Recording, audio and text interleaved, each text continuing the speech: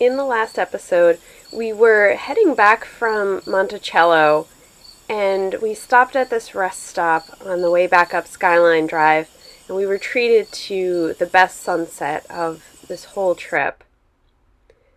We stayed there and enjoyed that sunset for a while because we knew the next day we were going to wake up to rain and fog. But this was a travel day, so we packed up the Scamp, and Patrick got to experience dumping our tanks for the first time. And once we had all of that stuff successfully taken care of, we got on the road and headed toward West Virginia. This was a challenging drive because it was our first time doing really steep grades with the Scamp, but we made it.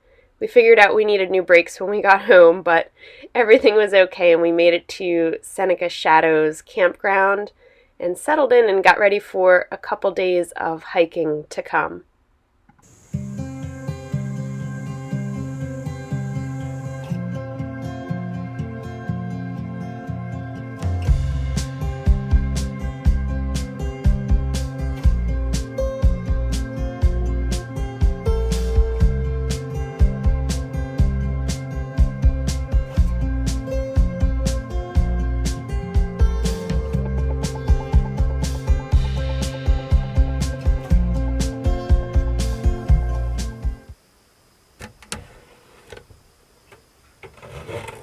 I'm recording rare footage of Patrick trying to figure out the kitchen. Oh, he got it.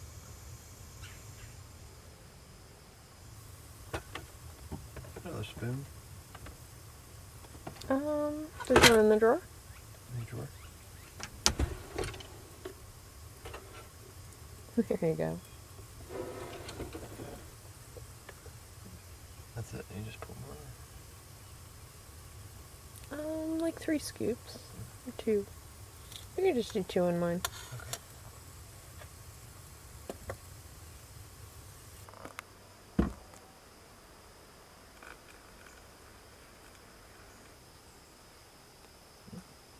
Okay. Thank you. The past couple of days for our trip have been kind of historically based. We did the battlefield, and then we did Monticello. So now we are sort of switching gears to the hiking portion of our trip, which is why we're spending 3 nights at Seneca Shadows campground, because that gives us 2 full days to do a few different hikes. And there's really a lot of hiking in this area. So we're going to go to the Seneca Rocks Discovery Center right now, and hopefully they're going to have a little bit more information about the hiking in the area. The first hike that we wanted to do is the famous Seneca Rocks Trail. It's 1.5 miles and about 1,000 feet of elevation gain to get up to that exposed outcropping of rock at the top that this area is really famous for. So we headed into the visitor center to find out more about this area.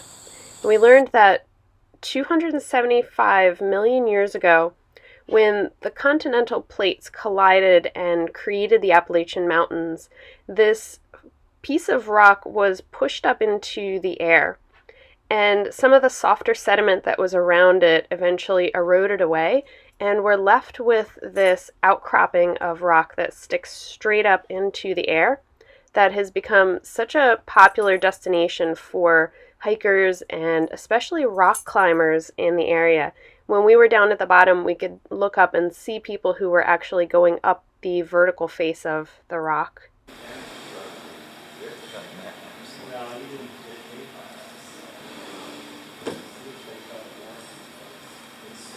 Giant maps.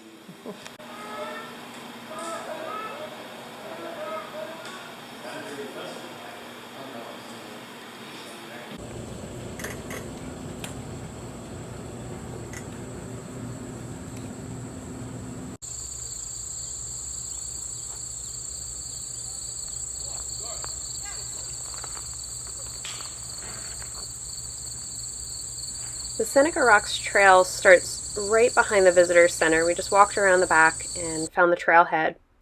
there's about 1,000 feet of elevation gain that goes up to the observation platform. So I think it's a little bit higher if you go up out onto the rocks. But what we found out when we got up to the top was that they really don't like you to do that because it is a little bit dangerous. But this trail is pretty heavily used, so it is also very well maintained. The trail is pretty wide and gravelly most of the time. There is some elevation gain, and we saw some families that were hiking with some really tired kids, but they did it, so it is possible. The only thing was that there are a lot of switchbacks because you're gaining so much elevation, and there were quite a few people that we saw that were cutting across the switchbacks, which is such a detrimental thing to the plants in the area because once you go off the trail and you're stepping on things, that is going to increase the erosion, and that really causes problems. These giant rocks were once part of that cliff face, and the water gets behind them and freezes and thaws and cracks them off, and they fall down into the forest.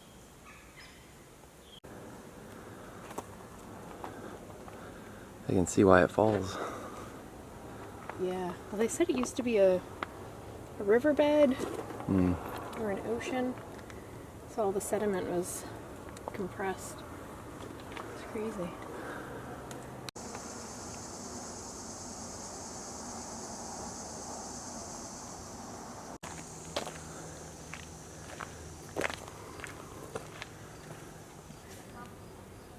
This way, right? Yeah, sure. I guess. I mean, not a good one.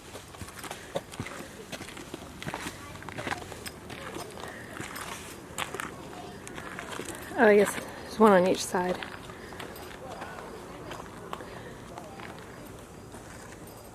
For safety reasons, the park really encourages you to hike up to the platform and just enjoy the view from there, but there were a lot of people who were going up onto the rocks, including us.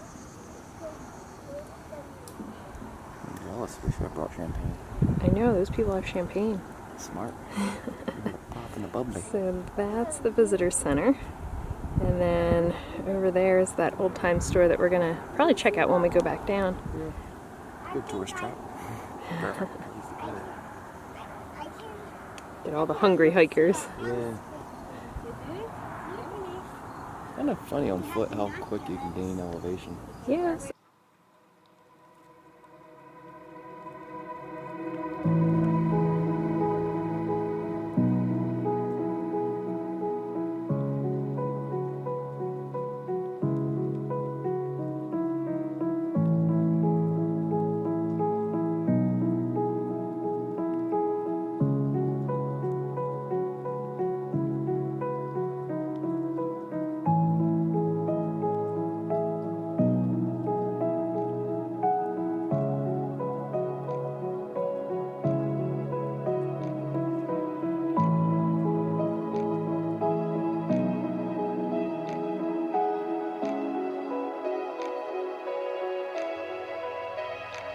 We enjoyed the view from the platform, but I like a good rock scramble, so I had come that far. I really wanted to go up to the top of the rocks, and there were lots of other people going up there, even kids. I mean, it looks a little bit steeper on camera than it actually was. I felt totally confident going up this portion of the rocks, and I have to say it is worth the view at the top. It's different from what you see at the viewing platform.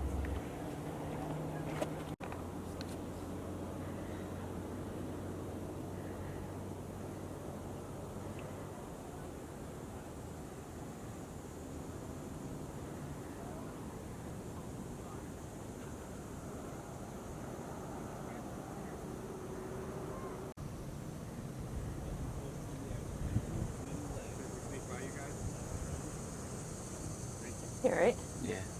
You don't like heights? No. Not a huge fan. That's why I'm not a firefighter. Good career choice. Yeah.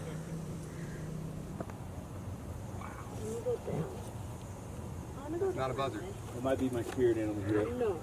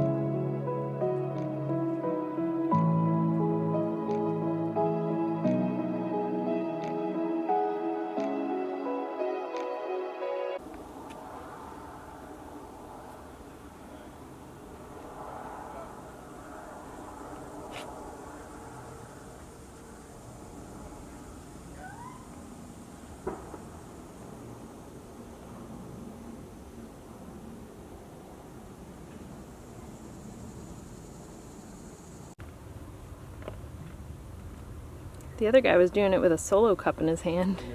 No. That's dedication. Yeah. You're uncomfortable on vertical surfaces or elevation of any kind? Yeah. This is called a mountain. Yeah.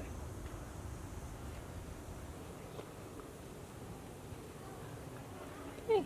Cool. Heading back down. Mm-hmm.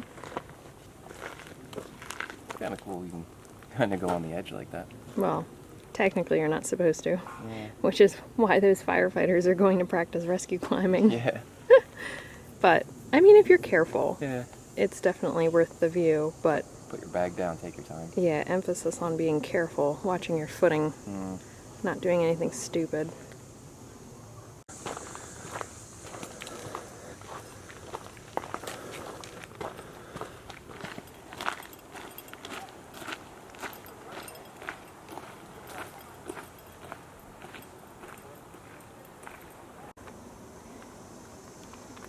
Why you shouldn't take shortcuts. It's a good reason.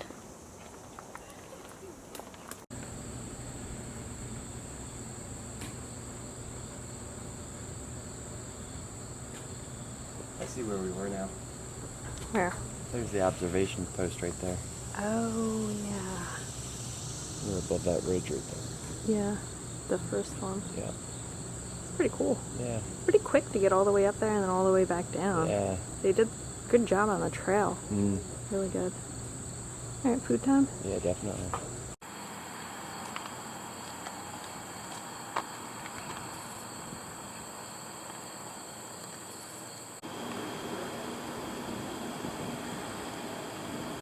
Two Rubens.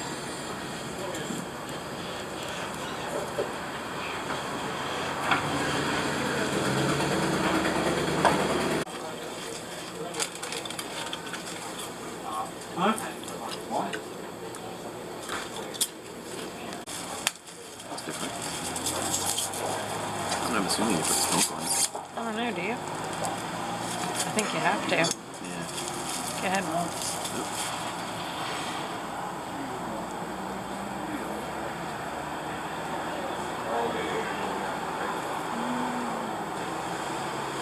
It's a lot. Okay, I got that. That's good. That's good.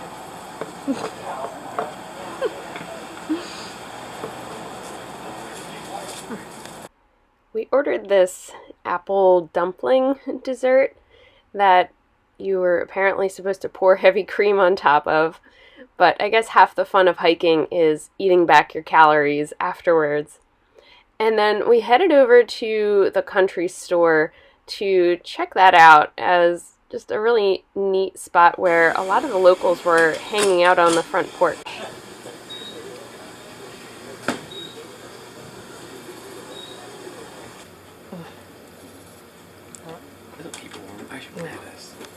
After I convinced Patrick that a raccoon hat was not a good look on him, we decided to head up toward the Dolly Sods Wilderness Area.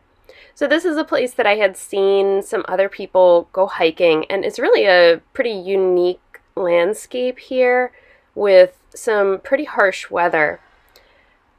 Since we hadn't done a ton of planning ahead of time, we ended up driving in the far end of Dolly Sods.